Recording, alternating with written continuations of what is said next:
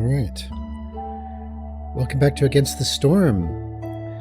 We are continuing the final half of our tutorial. So currently the objective is to make a brewery. And a brewery produces ale or pickled goods or a pack of crops, interestingly enough. It can use drizzle water. I don't know what that means. We'll find out later. Enable barrels in the ale recipe. Right. Change the ingredient from pottery to barrels in the ale recipe. We'll do that. Ale in the brewery. Produces 20 ale in the building brewery. Rewards. Pack of mushrooms. 30 more barrels. Box of planks. Let's do it.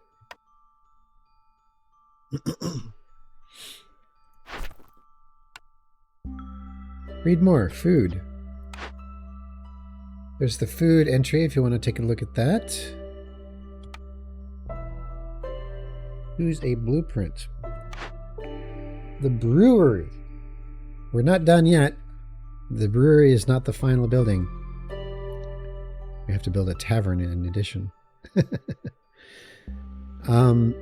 Brewery costs 2 fabric, 2 bricks, and 2 planks. Pick.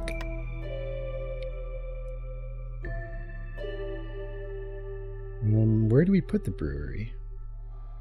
It's under industry. Funny enough.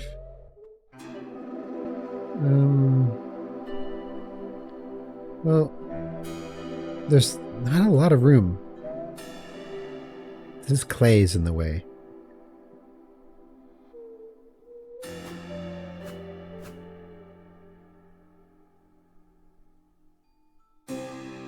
We'll put it here. All right. So this is going to be built from these things. Again, you can change priority or whatever. This is all good. We want to change... What was it? We want to enable barrels. Again, we do it right away. So the default is pottery for ale. We're not going to make pickled goods or pack of crops. And we don't have pottery, so we will be using barrels. We have 75 barrels. It's going to use 1 barrel to make 10 ale.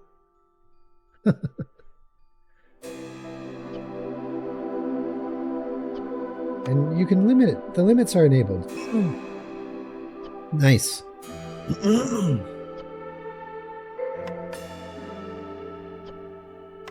I'm not going to do that right now, but we'll just leave it as is. Great. Okay, so let's unpause and see what happens.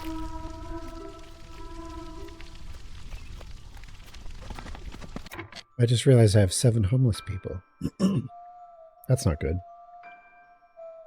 Let's fix that. I've only got 3 free workers, though. This is where things start getting tight. You may have to decide to scale back some of your production. Yeah. These humans have got to hurry up and finish harvesting before the storm comes. It's coming in 13 seconds. Hey, we're going to find out in a moment what happens to the crops that they haven't harvested yet when the storm happens.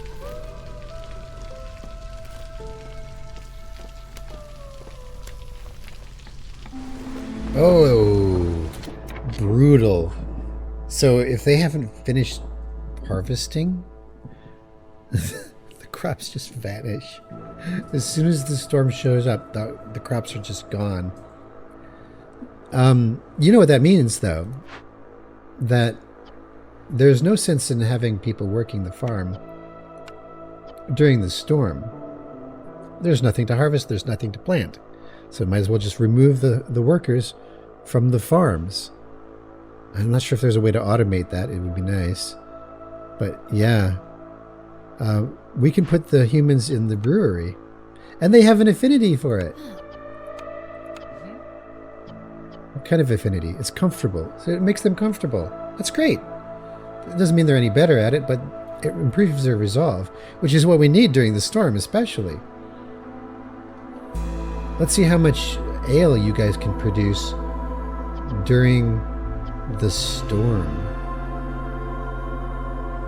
Now, it's going to use...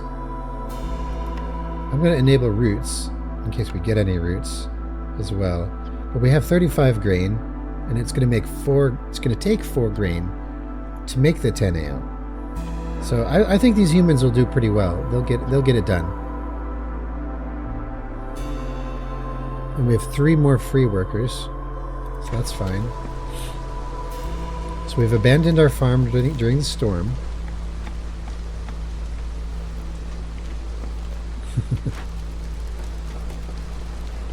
Oh, by the way, the Ancient Hearth interface. Yeah, allowed fuel. So if you want to allow it to burn your coal or your wood or whatever, you can do that here. Sacrifice. That's an entirely new thing. Sacrifice. Here, let's read this.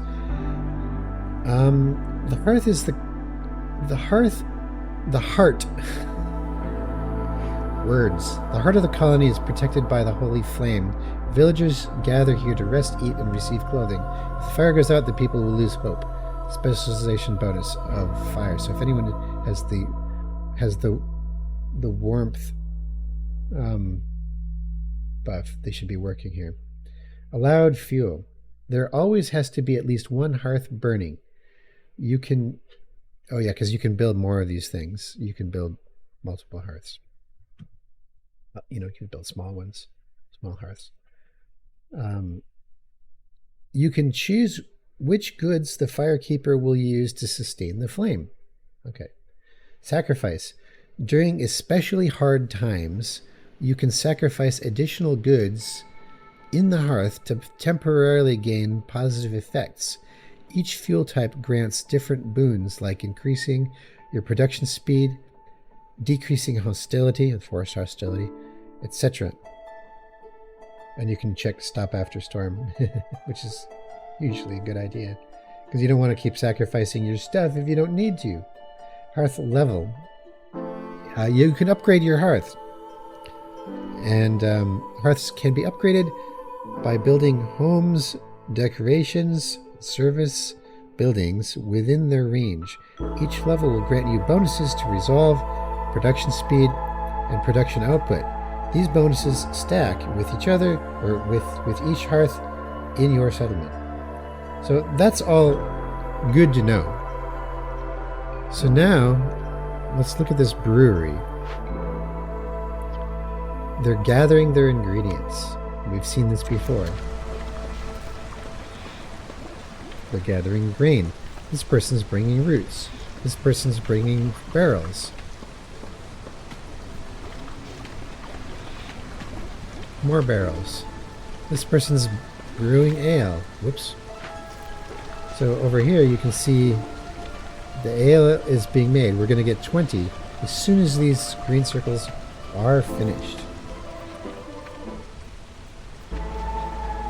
I'm just going to keep the mouse over here so we can see the countdown.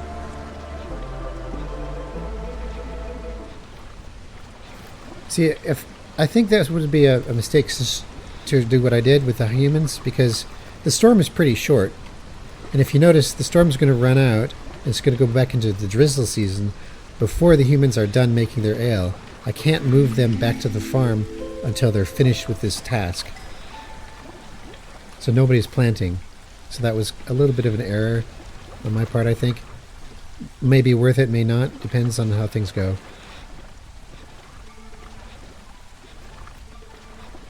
Oh! Okay, so the error was not realizing that I had 2 extra humans that I could have assigned in advance. Whoops. Alright, the orders are done. Newcomers are waiting. Choose your cornerstone. Let's do it. Newcomers. Let's make more humans. Well, let's bring in more humans, not make.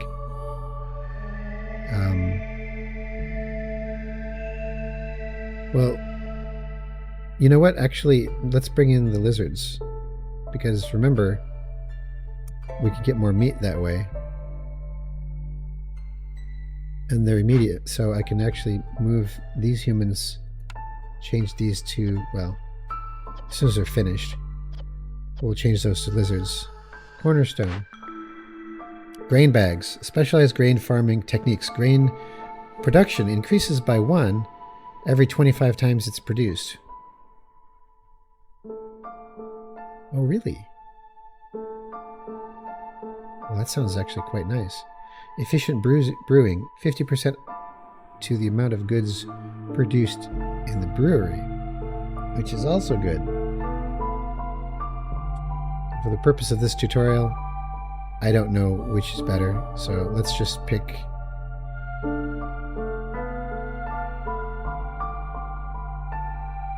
We'll pick this one.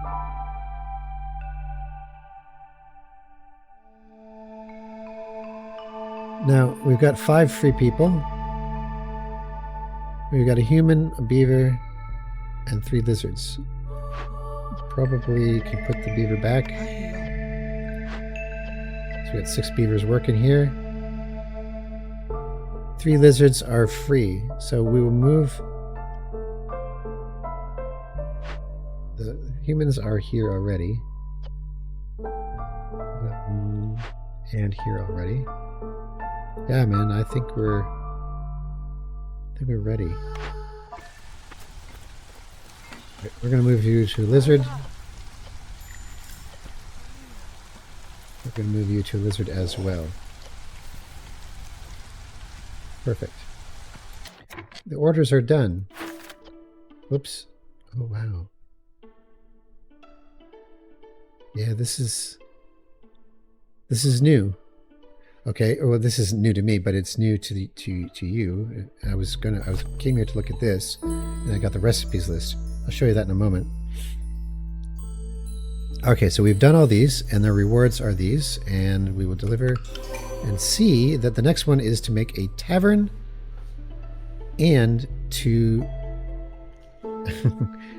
the need for leisure fulfilled. Fulfill your villagers' need for leisure 20 times.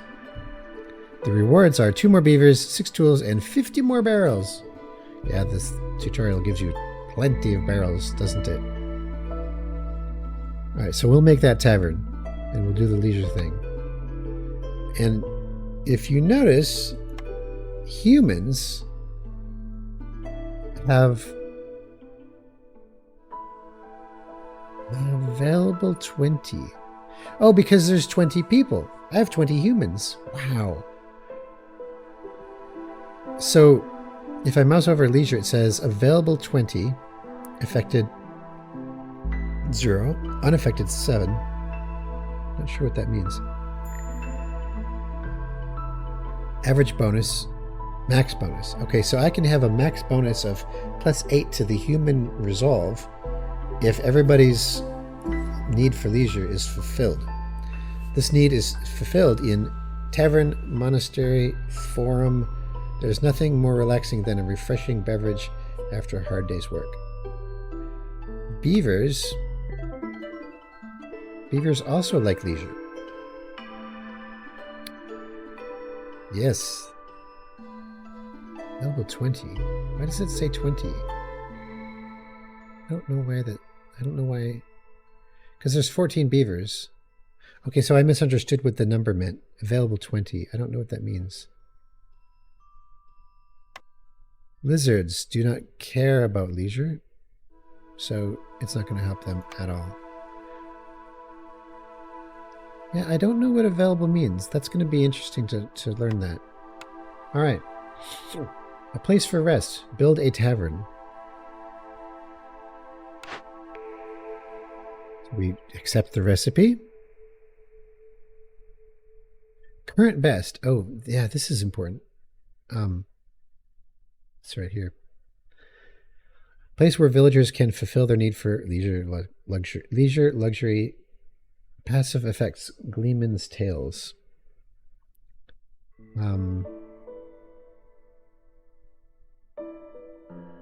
I think it's the current best for making ale and also making, is that wine? Is that wine? That one over there? Could be wine. So we'll pick it. And then we got to build it. So let's build it. City buildings. It's not under industry or food production or camps. It's under city buildings. It's the tavern. And we're going to put it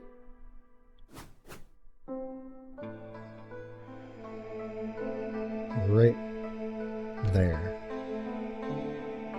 And it's going to take 20 planks, 4 bricks, and 8 fabric to build the tavern. It's an important building. So here we are, luxury. That's not wine. It's considered luxury. It's a service, just like leisure is a service. So, ale fulfills leisure. Wine fulfills luxury. Right. Passive effects. Gleeman's Tales. Now down here is extra bonuses. If you have people working in the tavern, you can, if you have all 3 worker slots filled at the tavern, which you may be tempted not to do, by the way, because it uses up your people. What you get is Gleeman's Tales, which is a service building effect. Every evening, a Gleeman tells stories about past glories and times before the Great Civil War, plus 3 to global resolve. Same building effects do not stack. Right. So, in other words, building more taverns isn't going to stack that up. You get 3. 3 plus 3 to global resolve, though. That's amazing. But you need to commit your people. Well, if you want that, you need to commit them to working there. No building materials. So this alert icon is saying that missing 1 or more building materials required to completing the construction. What are we missing? Well, we need 20 planks, 4 bricks, and 8 fabric. Oh dear. Building materials. Well, we have our 4 bricks. We have no fabric. And we don't have planks. We have 1 plank.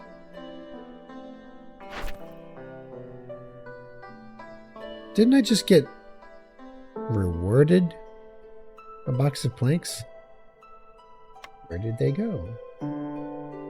I bet they went somewhere else, didn't they? That's peculiar. Oh, look at that. They were on the way. They're on the way. No building materials. Okay, so from here you can see that what we're actually missing. So we got all 20 planks, we got all 4 bricks, and we're missing 2 of the 8 fabric. Well, there's only one way to fix that. We have to build a crude workstation. And this is where you have to start thinking on your own outside what the tutorial tells you to do. At this point,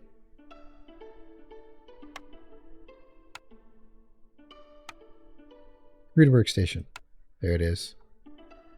We'll put it here, and we'll have it building just fabric. Because we need fabric from plant fiber. And we don't have plant fiber. Consumable items, current.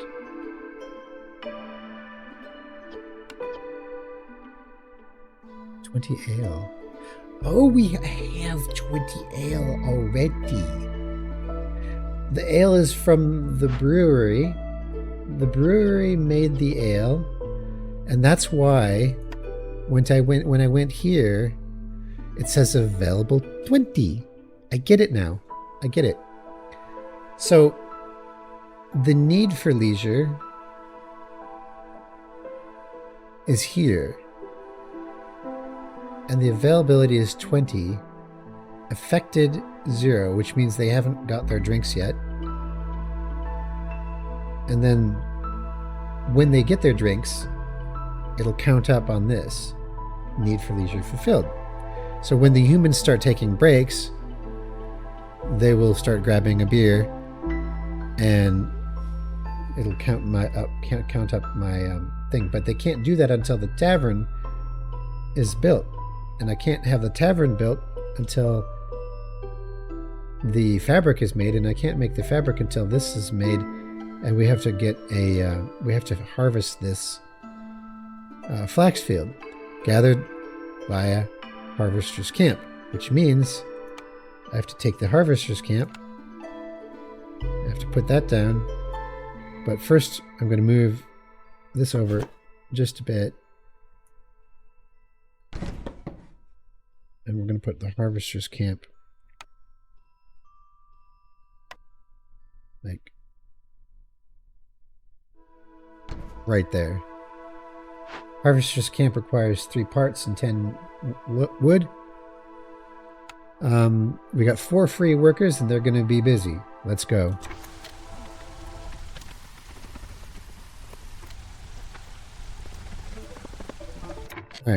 All right. So the harvester's camp needs workers. We will put a lizard and a human in there and get them busy working on this flax.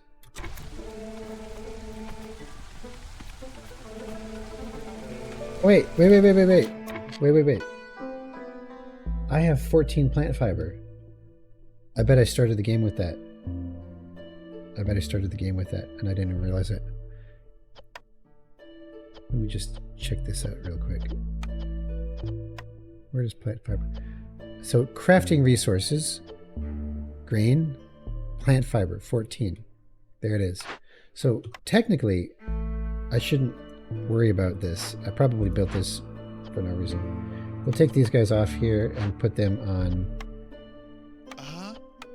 here in the crude workstation. They will make the extra 2 fabric that I need right away.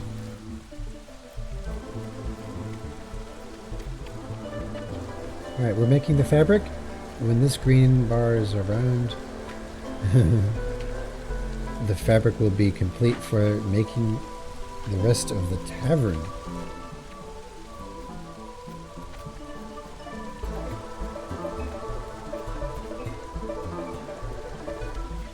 Right, so this human has finished making the fabric and is going to rest. However, something that's worth noting is that if you go to the warehouse of the crude workstation, you can see that we have 2 of 5 items in the produced goods stored. Now, there's a button here called Force Delivery Now, which I'm going to press. Delivery in progress, because we want this to be put into the warehouse ASAP so that the tavern can get built. We don't want to wait for them to produce 5 things and then getting around someday to putting them in the warehouse. So that's why these things have the Force Delivery Now button. And once you click it, goods are delivered to the main warehouse once the internal storage is full. You can decide when that happens by adjusting the internal storage limit with the slider handle. Oh, is that interesting? So you can slide this around. Or you can do it manually like I just did. Man, that's cool. Right, so going to rest, having a coffee, still producing. So they'll deliver, but they'll only deliver when there's a person ready to do the delivery. So now this person is going to get ingredients. Come on. Fetching goods to store. Returning with ingredients. Moving goods to warehouse. Finally, thank you. So now, notice that the warning icon is gone from here. But we still don't have the fabric yet in this pile. So somebody's going to carry 2 pieces of fabric right now and put them here. There it is. Now everything is, all the supplies are ready, and so everybody's going to get this building built. The tavern will be made momentarily. There it is. The tavern is finished. So now,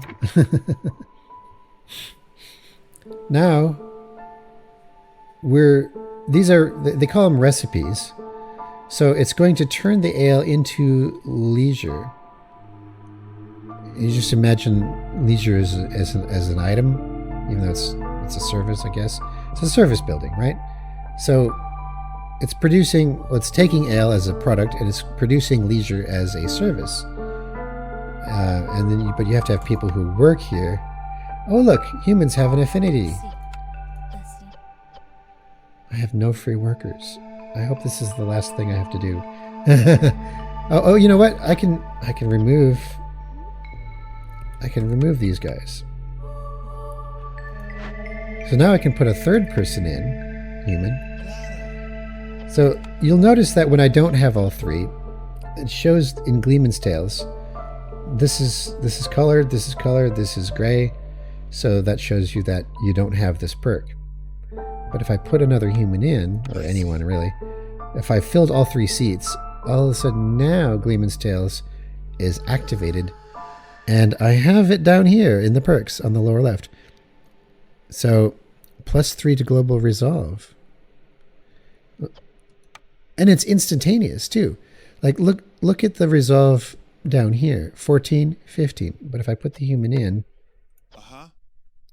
17 and 18 instead of 14, 15. And it has arrows, which means that very soon they will move their resolve to the next number. I can't remember how much time very soon means, but there you go. And because they're all comfortable, it adds +5 to their resolve, which, oh, and here's that tick mark I was talking about before, right? See this little mark here?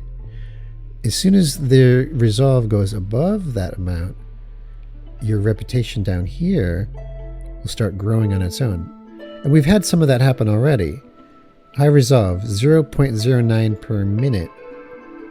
Oh, that's because the lizards have gotten past it. Very slowly. Very little bit. Because lizards have a very low need for resolve. The resolve is low, but they don't need a lot. Whereas humans and beavers are more needy. So let's see the need for leisure fulfilled. Oh, read more services. Here we go. Let's just look at that quick. There's services if you want to read that. Because services are their own thing. We got the drizzle. We got the farm planted. Oh, shit. You know what? Yeah. What is it warning me about? Oh, it's warning me that they're idling. And the reason they're idling is there's no room left to plant. That's fine. That's fine. A lot of times you have little warning alerts here, and sometimes it's okay. Oh, look. 2 of 20. Need for leisure fulfilled. Who is it?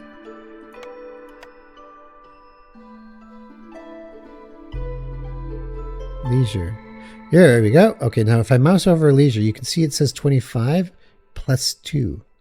So 25 available, 2 affected, 5 unaffected.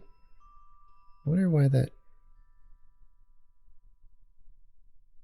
Oh, of course. Of course, because I have 7 humans. I have 7 humans total. 5 are not affected by leisure. 2 are affected by leisure. And that's how that works. So the average bonus is 2, because I've got 2. Max bonus is 8 if everybody's got leisure. Over here, the beavers haven't taken any beers yet. That will be very soon, though. There's 3. So we got 3 humans having I won't say what the Australian term is. Just having a beer, right? Having a pint, let's say. We'll say that the British call it pint, the Australians call it something less savory. That threw me off when I moved to Australia. It threw me off. I had no idea what they were talking about. This guy, I was taking somebody for a ride, and he's like, "Man, I am pissed." I'm like, "Oh, sorry. You know, what are you angry about?" No. He meant to say he was drunk. All right. Here we are in clearance. So we got 6. So as you can see, we got 3 humans and 3 beavers that are nice and intoxicated. And it's just improving everybody's resolve. It's making everybody happy. And the overall, see, like average bonus plus 3 for the humans. So 3 resolve of the humans overall of this 29 is coming from the leisure. And all we need is the threshold. The reputation threshold is 30 for humans, and it's 30 for beavers, but it's only 15 for lizards, which is why, even though they don't like ale and they don't like leisure, the beavers or the lizards are the ones that are producing those 0.1 reputation per minute, where these guys aren't producing any reputation per minute at all. But they will soon. They will soon. They're harder to please. Lizards are very stoic people. Alright, so we've got a cornerstone. No, newcomers. We got newcomers. Alright, what do we got here for newcomers? We have, well, the same number, the exact same number of people in both cases, but we'll get copper bars. Now, copper bars are really, really important. If you want to do certain things, make certain things. I don't think I'll be needing them in this case, but I will accept it anyway, because I don't think I need clay all that much. And I can harvest clay. I got a big old clay patch right there, so why would I take this, right? Let's take this just in case the copper bars become useful.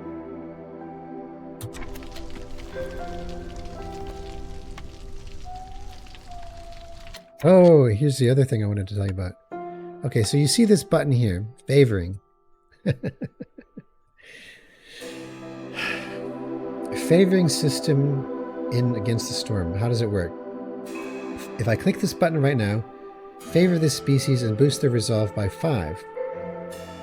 Other species will suffer -5 resolve as long as this is active.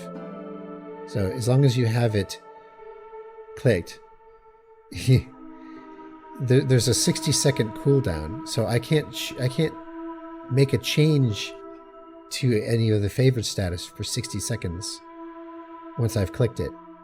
But it's a great way to temporarily boost the resolve of one of your species at the expense of both of the others. In this particular case, I wouldn't want to do that because both the lizards and the humans are boosting my reputation, and only the beavers are being a little bit annoyed with things, as they are not as happy as the humans. So that's what the favoring thing does. But you can only click one of these once every 60 seconds.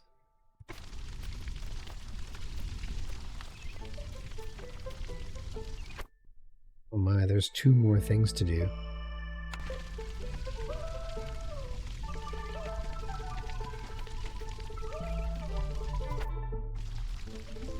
You notice the colors change. The colors change in this number here if they're overproducing, if they're helping with your reputation. That's nice. All right, the orders are complete. We have fulfilled leisure 20 times between the humans and the beavers. So we will turn this in and we'll get ourselves 2 more beavers, 50 barrels, and 6 tools. All right, high society. We have to keep humans above 25 for 30 seconds. That's the only thing to do. And that'll be dead easy because it's already done. It's already done. There's 33. So it's done. I'm going to get my mold supply. +1 to grain production.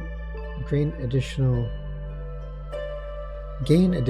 grain every yield from gathering, farming, or production. Bundle of reeds. All right, let's do it. And we're done. I never did find out what the other two objectives were, but it doesn't matter because this is how Against the Storm works. Once your settlement is complete, you're done. You don't have to do anything else with that settlement. They've basically grown beyond the need for the Viceroy, to manage them, and they can just manage themselves. So you're on to the next thing. You can continue to play it if you want, but it's best to move on. So level 2, we got level 2. New Citadel upgrades. Rain collector. Essential buildings. Can collect rainwater used for crafting and powering rain engines in production buildings. Oh gosh, I don't know how that works, but I'm going to find out. The type of collected rainwater depends on the season. Has tank capacity of 50. Right. So this is part of that whole rain punk system that they've got going, I guess. Herbalist's Camp, which is unlocked now. We can build these. Mine, which is unlocked. Mines are different than other ones. I'll show you those later. But can only be placed on coal or ore veins. Digs up copper, ore, and coal. Flame amulets, cornerstone. These are unlocked, meaning that these are possible things that can come when we're working on a new settlement. Doesn't mean we have them enabled right away, unlocked, to build immediately or whatever. It just means that they are available to come to us. So this is a cornerstone that could come. An artifact infused with power of the Holy Flame. Hostility from woodcutters is decreased by 4. Oh yeah. Forest hostility, which reduces resolve.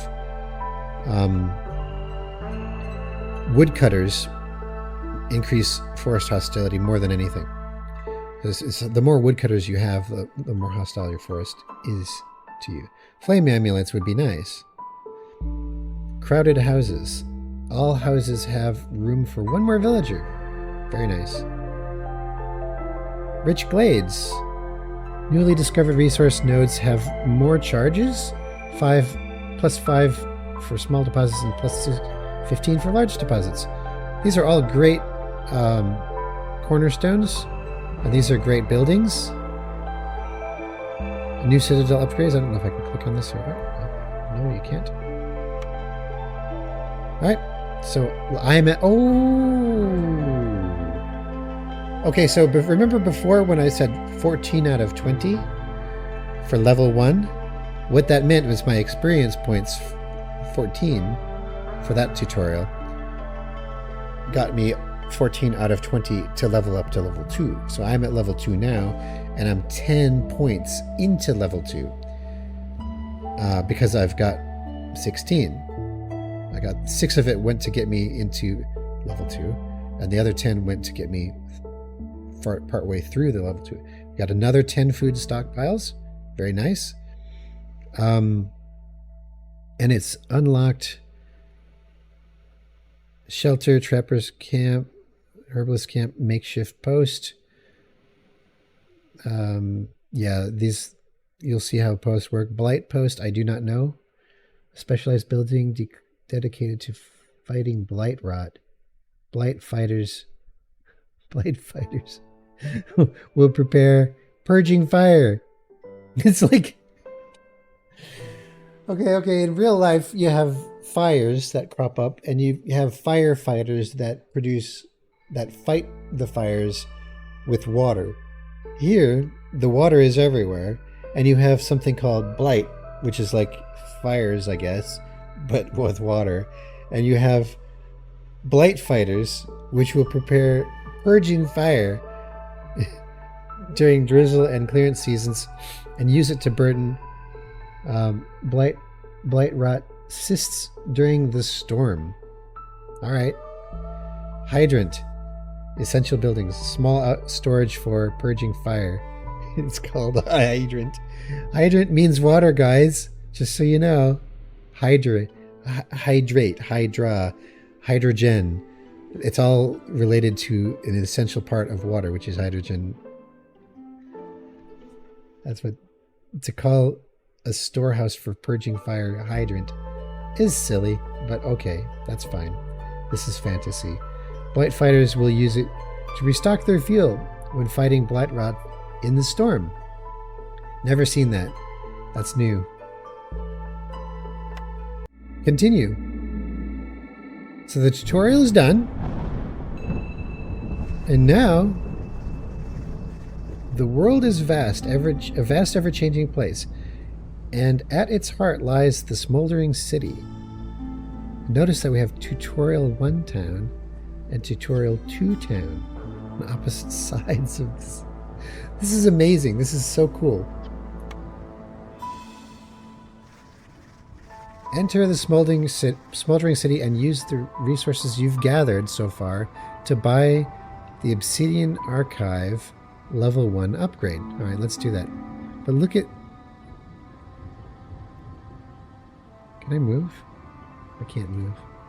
Okay, but I can mouse over it. Tutorial 1 Town, Coral Forest. I don't remember it being in the Coral Forest. Royal Woodlands. Okay, see, these are biomes. So there's different biomes in the world. So, there's the marshlands. This land is too far away from you. Yeah, okay. The marshlands, the Royal Woodlands.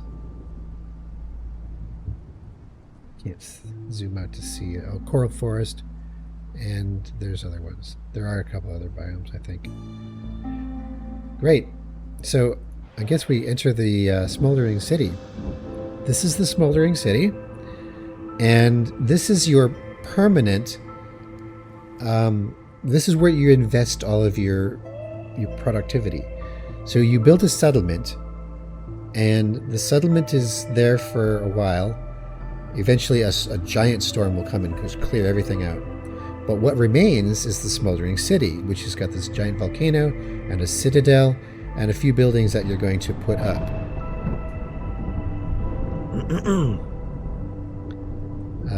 Buy upgrades. Yeah. So the first, select an upgrade to display the preview. So you can either buy this or this. Now, I was instructed by the tutorial to buy this. Obsidian Archive, Level 1. And you see the little food? So it takes food stockpiles.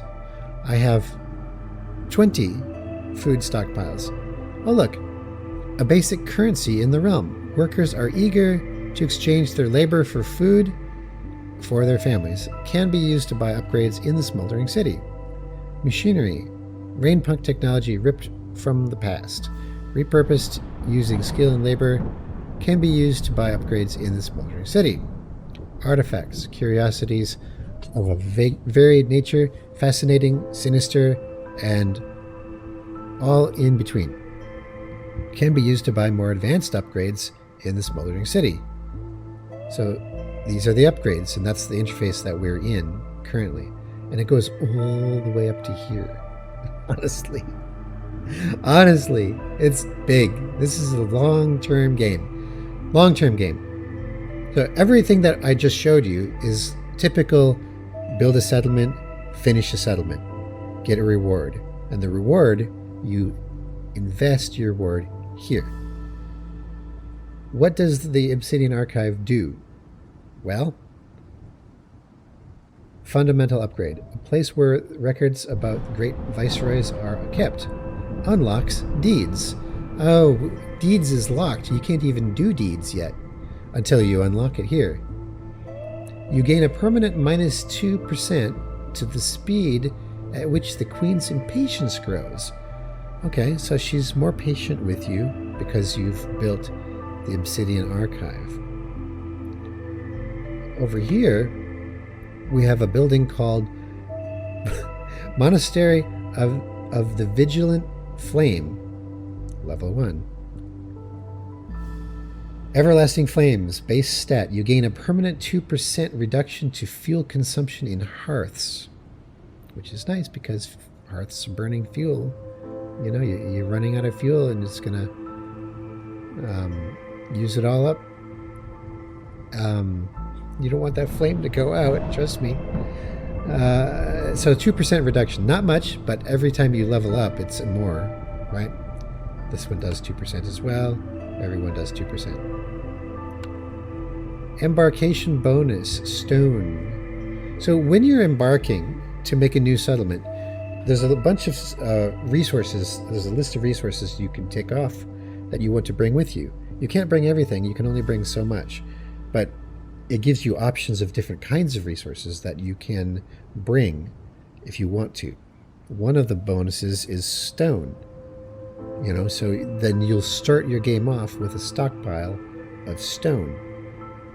And it's an option. You can choose something else. You can choose different things to start the game with. You gain a new embarkation bonus to choose from when starting a settlement. Stone. Embarkation bonus. Clay. Same thing. So we will unlock... I mean, that's the Monastery of the Vigilant Flame. We will unlock Obsidian Archive level 1 like it told us to, with 10 food stockpiles of our 20. There we go. Now this is permanently ours, and we can either choose this one or this one. This one does another 2% reduction to Queen's Impatience and more Citadel resources. So you gain plus 10% more Citadel resources whenever you finish a settlement. Oh, dude, that's valuable. So the Citadel resources are these guys, right?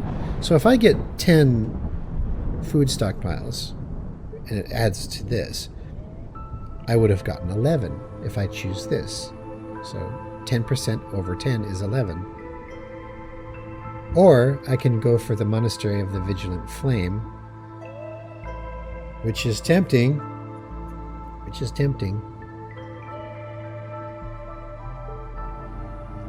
Or you can save him for later. You can build up your stockpiles, which is a good idea. I think I'll save it for later. But I've unlocked deeds. Because this unlocks deeds, right? So we can click on deeds now. Deeds. Here we go. Finish your first game after the tutorial. Well, that'll be easy, quick. Discover 10 glades. You know, I mean, these are achievements. Deeds are like achievements, and they're categorized. You can general exploration, prosperity, industry, or all. So you can see that there's a lot of achievements. A lot. And once you unlock the achievement, it gives you rewards for the game. In this particular, once I've finished my first game after the tutorial, the reward is Viceroy's Quarters, fundamental upgrade. Your own little corner of the Smoldering City, a place where you can rest, collect trophies, and learn about the world. That sounds nice. Earn 50 experience points. That's nice. Honor badge. Honor badge. Honor badge. Standard uniform. Home decoration. Quintessential uniform worn by nearly every vice. Okay. Rose vine. Home decoration. A lot of home decorations. Cornerstone. Fiery Wrath. So, the Patient Queen. Don't let the Queen's Impatience grow above 4 in a single game. That'll be easy. And once you've done that, you get Fiery Wrath Cornerstone as an optional cornerstone that can come down from the Queen. Resources you sacrifice on the ancient hearth burn 5% longer for every impatience point you have. Oh, wow. Oh, wow. So you want the impatience to grow at that point. See, there's so much to this game. So much. It's just ridiculous. But it's fun. So there we go. That's deeds. We don't have any yet.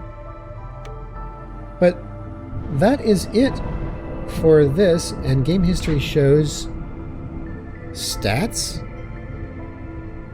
I didn't show you the that other interface in the game. I'll get to that next time. But completed stats are pretty much all 0, and we've got, you know, humans, tutorial 1 town, tutorial 2 town, how long I spent on it. So even get this, I only spent 20 minutes and 18 seconds. I spent 20 minutes and 18 seconds on tutorial 2. Dude, that took a lot longer than that because I paused it. So it doesn't count your pause time. So this is the amount of run time that you had in that. Barrel delivery line. These are the perks and the cornerstones you had. These are the buildings you unlocked. This is just cool to see the history of your. I didn't realize I had this. Yeah. Very cool. Very cool. Tutorial. And that's it for now. Great. Well, we are done.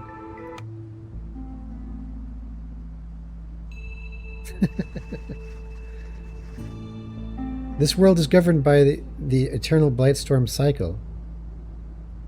Yes. Years left before the next Blightstorm. 0. Oh, wow. Okay. So this cycle, because we're in a tutorial, so this is the start of the cycle on the left, right? And I'm covering...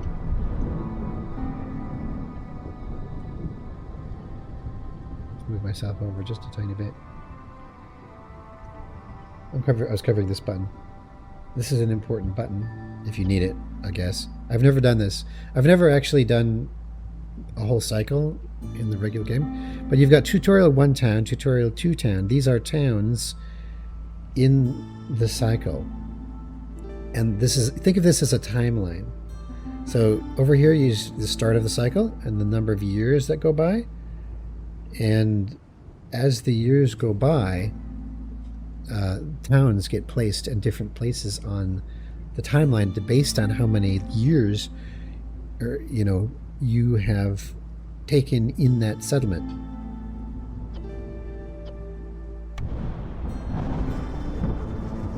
It is almost upon us, so no caravans are allowed to embark. Press the button on the lower right corner of the screen to finish the cycle. Ah. Cycle progress. Years left before the next Blightstorm is 0. Oh, that's not the button. This is the button. Left mouse button to end the current cycle. Here we go. Are you ready? Cycle summary. Oh, it gives you a summary. That's cool. The Blightstorm is coming. Your settlements have been abandoned, and people are returning to the Citadel. So all your settlements are abandoned because they're going to get wiped out. They're going to get completely wiped out. And the people know that this is coming, so they're like, all right, time to go back to the Citadel, and they go back to the Citadel. They're fine, they're safe, because the storm doesn't affect that. Successful towns 2, failed towns 0, total seal fragments, blah, blah, blah. I don't know what these mean. Cycle rewards. Nothing, because it's the tutorial. Level 2, experience gained this cycle 30, unlocked content, Obsidian Archive. So it summarizes everything that you've done for the cycle. Now we end the cycle, and this is what happens.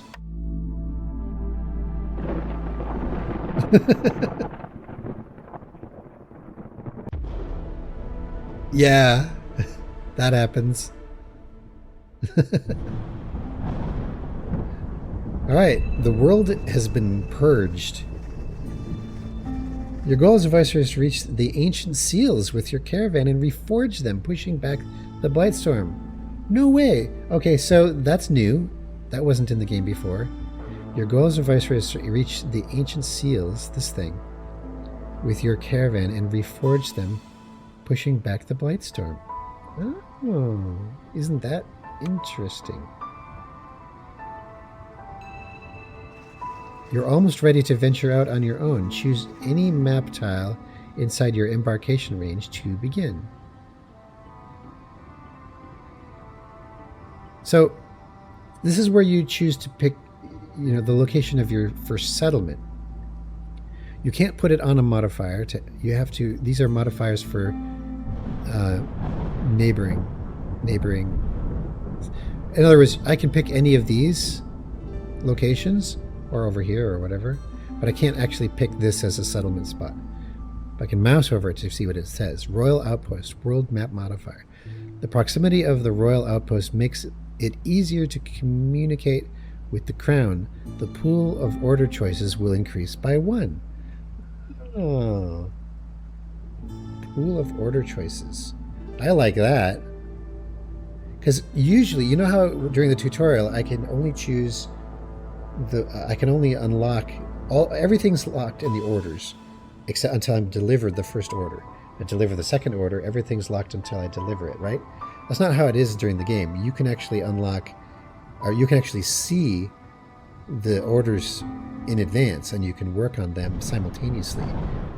But usually it's like 2, I think, maybe 3. And this will increase that by 1, which is fantastic. Okay, Watchtower. The Royal Guard is watching over this region. Discovering glades doesn't increase hostility, because normally, I guess, the more glades you discover, the more hostile the forest becomes. And the more woodcutter stations you have, the more hostile the forest becomes. That kind of thing. I'm not going to worry about that right away, because I'm not going to be playing high difficulty right away, obviously. So, or you can go anywhere else. So we can go into the Scarlet Orchard, which has its own effects. I don't know what the symbols mean, and I can't mouse over them because, my mouse is busy. We have this, which is the marshlands. We could go here.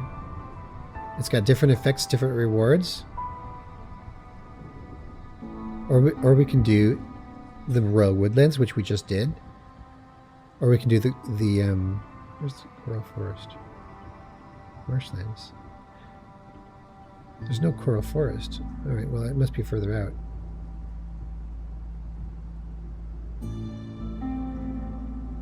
Wow, look how big this map is. Look how big this map is. Holy cow. So, remember, the Blight Storm wipes everything out and you start over. You start over in the sense of all your settlements are gone. But all your citadel improvements that you've made are permanent. Those never get wiped out.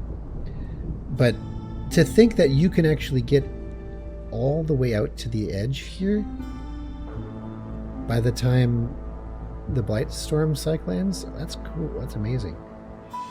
Let's build here. We can either choose the marshlands or the Royal Woodlands. We'll choose the Royal Woodlands one more time, and we'll put it right next to the Royal Outpost, which I think will be a good benefit. So I will pick this. To embark, you must first choose a caravan that will become the foundation of your town's people.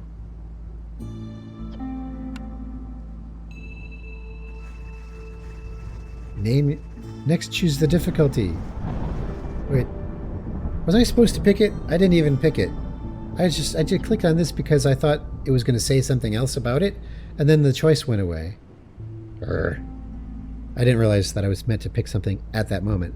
Next, choose a difficulty. So, I will. The higher the risk, the greater the reward. But beware, inexperienced viceroys won't last long in the higher difficulties. I don't know what to name it. Are we supposed to name it? Just name it Birth.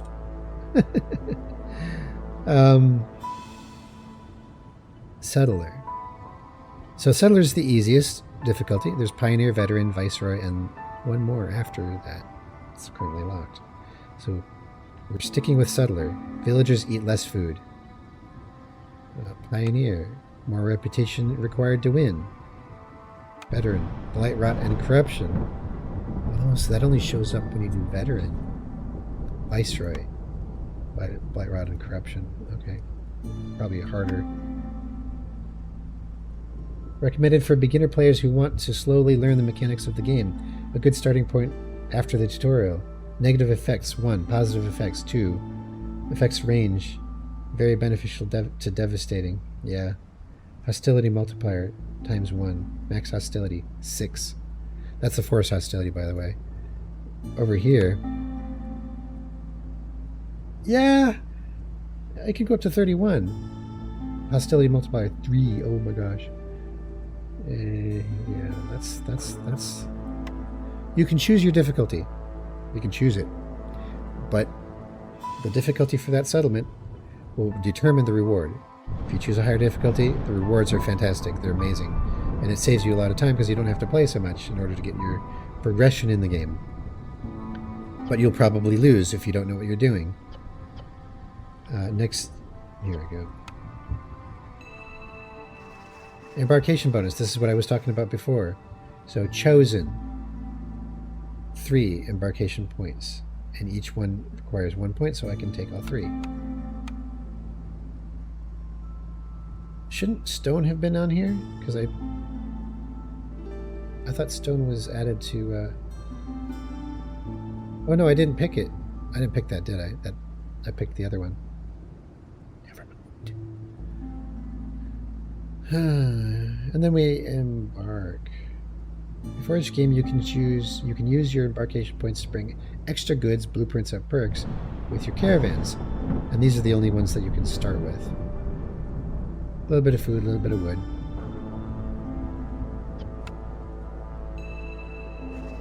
You are finally ready to embark on your own. Remember, there's always a way out. Experiment and adapt. I wish I had paid more attention to my caravan. I'm sure it'll be fine. It'll be fine.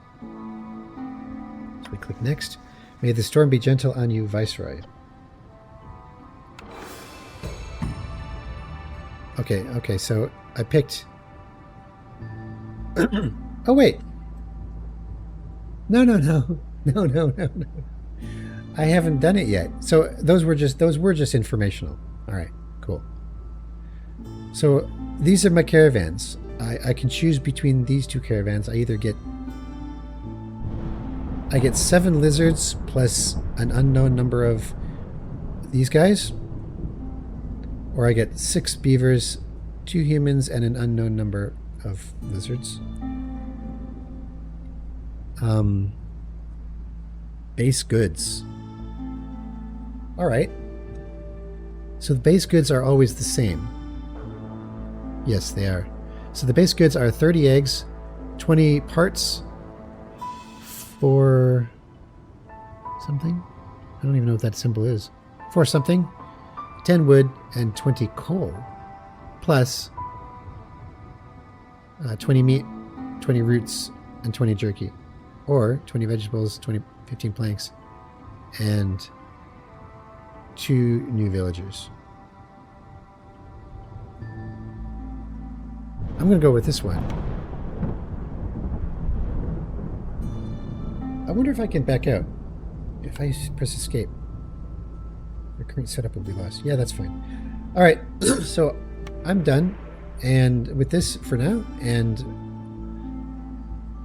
tutorials. Here you can replay the tutorial missions and unlock additional scenarios that will explain the more complex aspects of the game.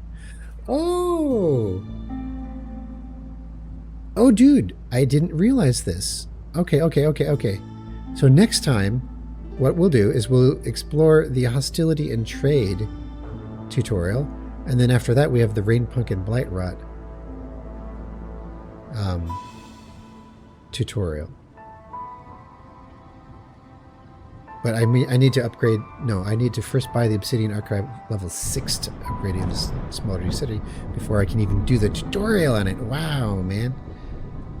Read more. Blightstorm Cycle, Ancient Seals, Modifiers, Events. Alright. This is so cool. So what I'm going to do is I'm going to save and quit. because this episode is a double, and I will catch you in a couple of days. Thank you all for watching, and we'll catch you next time.